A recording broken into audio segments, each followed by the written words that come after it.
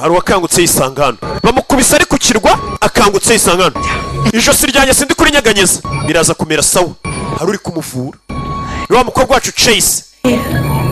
Hey, ijosi niri kunyeganyega. Yes, you can. Umubiri wanjye ko wabaye paralyze utari kunyeganyega. Ijosi ryanjye nirinyeganyega. No, you're not. I promise you're not. Look at me. You're not even looking at me. Neza kumureba n'igishinge. Hello. Hello. I'm looking right at you. Ndi kukureba. There is nothing at all wrong with you. Ndetse ndakubwiye ngo nta kibazo ufite. Uranyumva? Mbega umuganga uvurana umushiha. Aha. See? Abonye?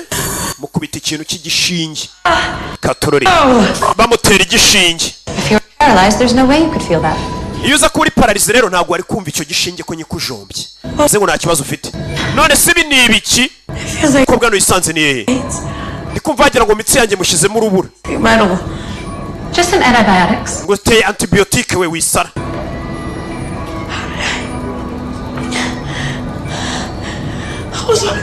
Narindi ku kirwa. None hano mageze nte?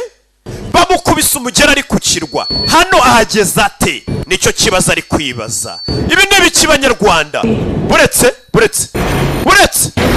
ariko wigenda. Iyi ni episode ya 3. Umukobwa ese mumpaye ibiki? Bamuteye ikintu ahita asinzira.